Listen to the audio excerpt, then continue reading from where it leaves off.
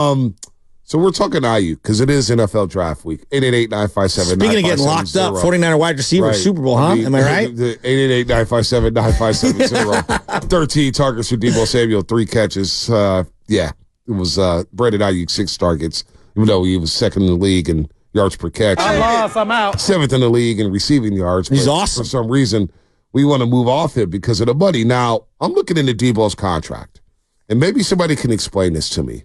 But I'm seeing here on Spotrac that he has a potential out before next season. Now, is it a team option, Lutman? Is it a player option? They don't do many player options in football. It's mostly team options. They pick up the option. So there is an option on Deebo Samuel. So I'm looking at his contract. I'm looking at Deebo Samuel. He's going to make $28.6 million next year, $24 million next year. But after there's a potential out it bridges right between 2024 and 2025.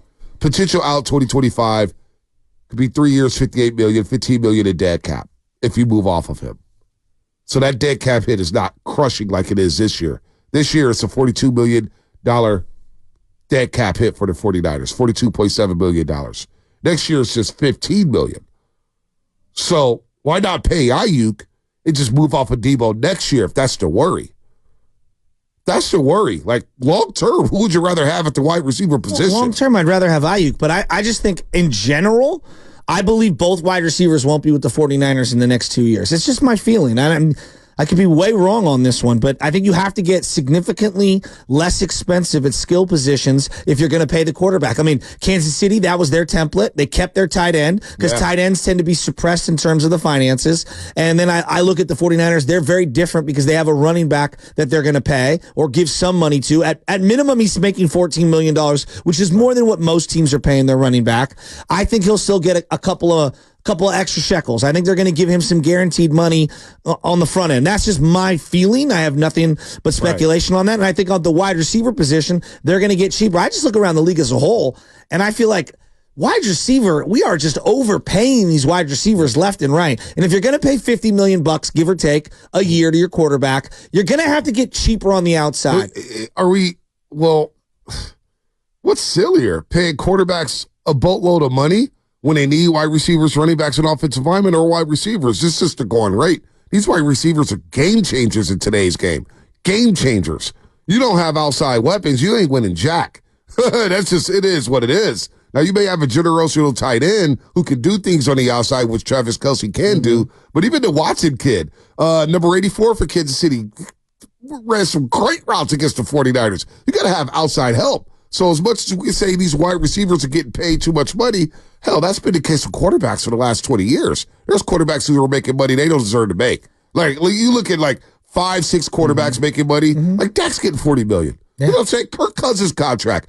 Kirk Cousins? But here's what I say about Dak. Like, I don't even love Dak. Yeah, but they've been to the playoffs every year with him.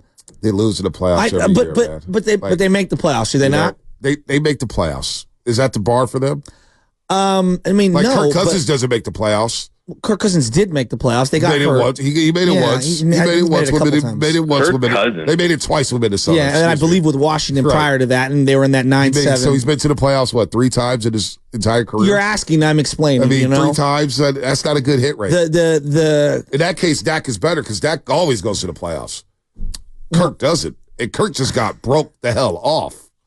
I don't love how much these quarterbacks are making, but I also understand that, to me, Brock Purdy's better than, I think he's better than Kirk Cousins, and I believe him to be better than Dak Prescott. And so because of that, and because of how difficult it's been for us to find quarterbacks, I do believe that the 49ers are going to pay Brock Purdy. And I think it's the right thing to do. And if you believe in Brock Purdy like I believe in Brock Purdy, and I believe they believe in Brock Purdy, well, then you better get him weapons. And so, to me, at minimum, I'm drafting 1 wide receiver. I might even draft 2 or 3, but I'm drafting 1 wide receiver this year, no matter what, whether I'm keeping Aiyuk or not, because I'm trying to project down the line, and I have to get cheaper at the skill positions. But couldn't you say with that same token about Brock Purdy and doing what he's doing, couldn't you say the same about Brandon Aiyuk? How so? Couldn't you say that? Like, he's a great run blocker. He's a great route runner. Oh, I'd prefer to have him. He projects so well. And to your point about the Niners having trouble finding quarterbacks, they've had trouble finding wide receivers just as much. Here's the way I do the math. They've actually found, I believe, more quarterbacks than wide receivers over the last 30 years. But Bonte, I do the math this way. one Brandon Aiyuk equals right now the finances of Kittle and CMC. I'd rather have the two players over the one, and I believe it to be more of a math equation. In a vacuum, love to have Brandon Aiyuk. I want him on my team. I prefer him over Debo. But looking at the finances, we're thinking about the money next year. We're thinking about the money from a year to win now. next year. Right. You need Aiyuk. Okay, so I agree with that. So with that said, you can move off of Kittle. You can move off of Debo next year and go draft guys and load up. Because how easy is it going to be? Like, it's not going to be easy replacing Kittle. What is the college giving you more of? I don't know. You tell me. They give you both. They give you both. Wide receivers for sure. Because you're running all the spread offenses. You're running all the spread offenses. There are some huge busts at wide receiver, and the Niners have drafted guys that haven't been good. Dante Pettis was horrible for the Niners. Like, let's just call it what it is. Jalen Hurd didn't even play. Like, they've had their own. They just re-signed Trent Taylor, and at one point, people thought Trent Taylor was going to be something special. But I look at the math this way. Like, even if you get a mediocre wide receiver, right, a guy who's nowhere near where Aiyuk is now, is he $20 million? Is Aiyuk $20 million for next year better than that wide receiver? I'm not sure about that. George Kittle, another out after next season. It'll be a $12 million cap hit, dead cap hit for George Kittle. So look, I understand that everybody wants to get ready for Brock Purdy's money, and everybody wants to get him and pay him a year. That's a year from now. Like in pro sports, I get projecting long term, but it's so much more difficult to do in the NFL due to injuries, due to the win now nature, due to the windows closing all around you. Like I'm signing Aiyuk. Here's my philosophy. Here's how I would do things. And I'm not the GM of the 49ers. I'm just a talking head who gets half the things he says wrong. I'm paying Aiyuk this season. And I worry about next season. I get through the year because dollars and cents could go down. Like Brock Purdy struggles and I don't anticipate that happening. I think Brock Purdy can continue to do what he does, what he did last season, which is one of the more special seasons in 49er quarterback history. It was. He was dynamic. Playoffs happen, but it is like the stock market. Well, what if he goes out there next year? We're talking about, he's going to get guaranteed $50 to $85 million. Well, what if he goes out there next season and regresses and he has a Jimmy G type of season? Well, then the bar is going to be lowered. Now, all of a sudden, we don't have to pay him that much money. Now, I'm hoping that doesn't happen. Yeah. I hope Brock Purdy goes out there and throws some 5,000 yards. What does that look like? Like, okay, so you're saying he doesn't look like, give me an idea, because the difference between like 40 and 50 million isn't, I mean, it's not much. It's not They're much. They're going to get paid regardless. That's okay. They're going to get paid regardless. Like, let's say even if he struggles and they make the playoffs and he struggles, and what struggles? 17 interceptions and 25 touchdowns? I still think they're going to pay him, B. Like, I do. I think they're still going to pay him. Probably because you have no options now.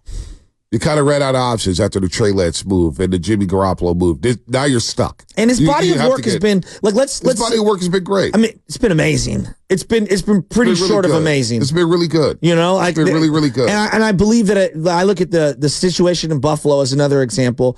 Most people would take Josh Allen over Brock Purdy, but I told you at the preseason. And it ended up playing out exactly what it is. They have money hitting their books. They're going to have to trade Stephon Diggs. It is coming. And so, like, you have to project down the line. And I look at where the 49ers are at, and I'm projecting down the line, and I feel like at some point they're going to move off of one, if not both of these wide receivers because of the finance. And they're going to have to get cheaper on the outside. And I think getting cheaper on the outside because of how many guys there are coming into this draft, this is the draft to load up. Now, I would prefer to keep the two wide receivers and run it back this year. That's my preference. But I'm looking at Troy Franklin, McConkey. I'm looking at your boy Roman Wilson. I'm looking at Keon Coleman. There are going to be 4 or 5 guys that you can target in that second round. And if you get the proper ammunition, you can control the draft end of the first round through the third round because of all the third round picks you have. My philosophy, though, is just like in baseball. Give me the proven talent over a prospect all day long. I'm tired of seeing Shanahan and this regime. Hell, I'm tired of seeing the 49ers try to say it all sounds good. Every year we do the same thing. It sounds great. Roman Wilson, Michigan, it sounds great. Keon Coleman, I love Keon Coleman from Florida State. Love him.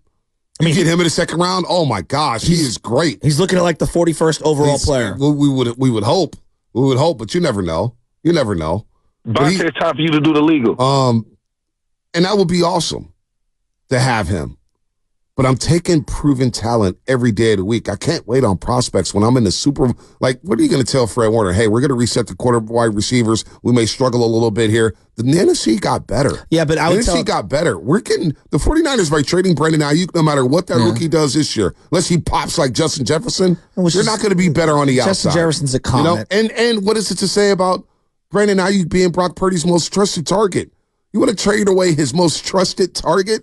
The guy he goes to when it's time for winning? And Bonte, it's not my preference, but there's also a financial component. And I would say to Fred, well, Fred, you restructured your deal and you got $28 million in dead cap next year. So we have to get cheaper somewhere. And you're asking about having proven players. I agree with you. No, I would wait till next year and get cheaper by moving off of Debo. That's how I would do it. Okay. I got to keep both these guys together. But next year might not have the wide receiver depth that they have this year. You could still draft a wide receiver. Why not still draft a wide receiver right now? Because I'm looking at it this way. So why create another hole? My thing is, you can still draft a wide receiver. You still go get Keon Coleman. Let him learn from Aiyuk and Debo for a season and give him extra reps because Juwan Jennings is your third wide receiver right now. Who's your fourth? And you don't I can see your face right now. Trent Taylor. But Chris Conley came up with big catches in the Super Bowl. Chris Conley. What do you have? One catch in the Super Bowl? It was a big catch, but it was he was one really catch. good in the playoffs, too. He had a big-time catch in the Green Bay game. All right? Those were huge. You know? Are you ready to elevate his role? No. So that's what I'm saying. You don't have a lot of depth at wide receiver. I look at it this way. And you don't have speed at wide receiver. You need more speed. Of course you need speed. That's why you need to get younger. Aiyuk is probably the quickest guy or the speediest guy on this team at the wide receiver position. Bonte, you can't keep everyone. And you're saying, I like to have proven players. Well, that's why you're in kind of salary cap mess right now. You went out and got Hargrave. You traded and paid Trent Williams, which everyone agrees with. You went out and you traded for Christian McCaffrey. They've done a good job utilizing their money and their draft capital to go get established players. Now is the time to reset. I view this very similar to the 1988, draft when Bill Walsh loaded up and it set them up for the next couple of years. If you're going to pay the quarterback an exorbitant amount of money, which they're going to do that.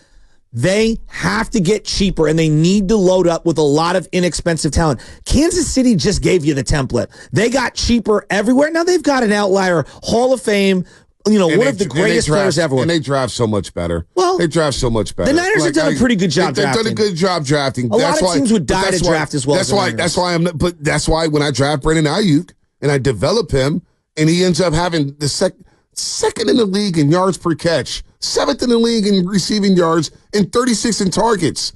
I don't have Brandon Aiyuk. I don't have a passing game.